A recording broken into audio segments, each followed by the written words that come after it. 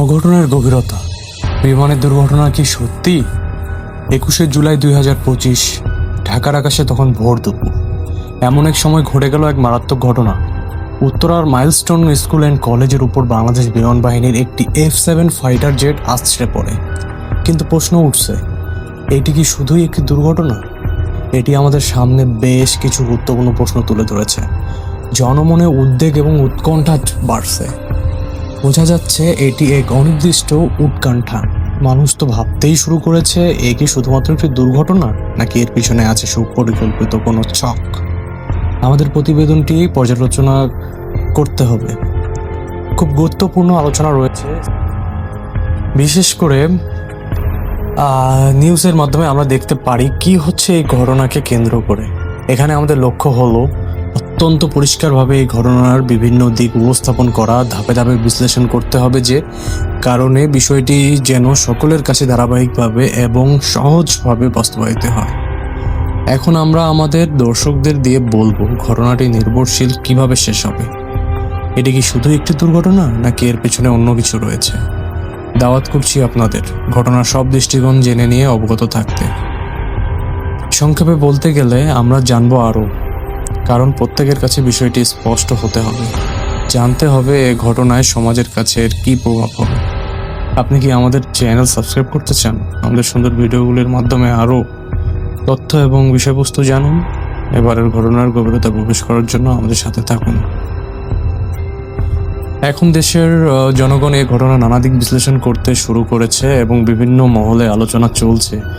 বিশেষজ্ঞরা এর কারণ কি হতে পারে এ সম্পর্কে তাদের মতামত প্রকাশ করছেন। অনেকে মনে করছেন এটি শুধুমাত্র একটি দুর্ঘটনা হলেও এর পিছনে যে সুসংগঠিত পরিকল্পনা থাকতে পারে তা উপেক্ষা করা উচিত নয়। সমাজের বিভিন্ন স্তরের মানুষজন এই বিষয়টি নিয়ে উদ্বেগ প্রকাশ করেছে এবং এটি কোথায় গিয়ে দাঁড়াবে সেই প্রশ্ন তুলেছে।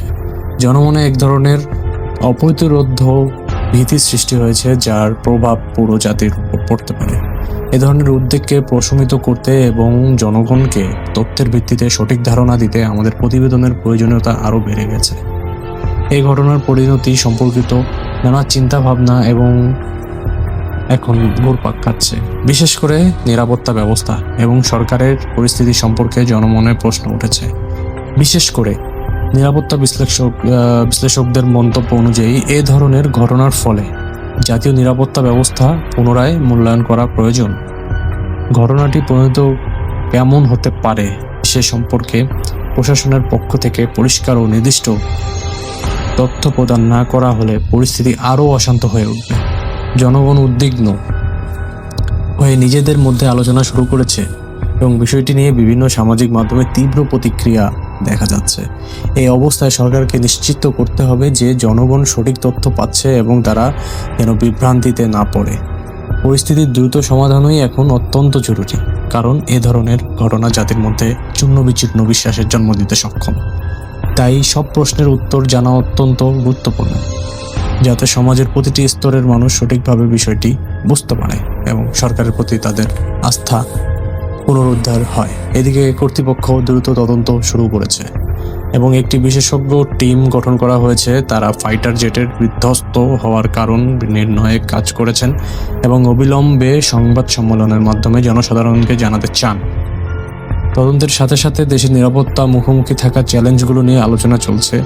দেশের শান্তি এবং নিরাপত্তা রক্ষার লক্ষ্যে প্রয়োজনীয় ব্যবস্থা গ্রহণের ব্যাপারে সরকারি উচ্চ পর্যায়ে কর্মকর্তারা আলাপ আলোচনা শুরু করেছেন। প্রতিবেদনটি যখন মাঠে প্রবাহিত হচ্ছে, তখন বিভিন্ন শ্রেণীর মানুষ প্রধান সমস্যাগুলি নিয়ে জোরদার আলোচনা শুরু করেছে। এদিকে অনেক সংবাদ মাধ্যম এই ঘটনাকে কেন্দ্র করে রিপোর্ট প্রচার করতে শুরু করেছে, যা জনগণের মধ্যে আরও বিভ্রান্তি সৃষ্টি করেছে। এই পরিস্থিতিতে সঠিক তথ্যের অভাব মানুষের ভেতরে উৎকণ্ঠা সৃষ্টি করছে। এখন সবাই আশা করছে যে সরকার দ্রুত ও নির্ভরযোগ্য তথ্য প্রদান করবে, যাতে জনগণ কল্পনার জাল থেকে বেরিয়ে আসতে পারে।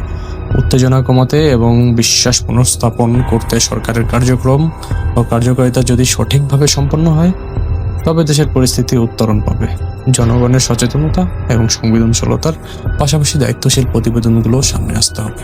ধন্যবাদ। আসসালামু আলাইকুম।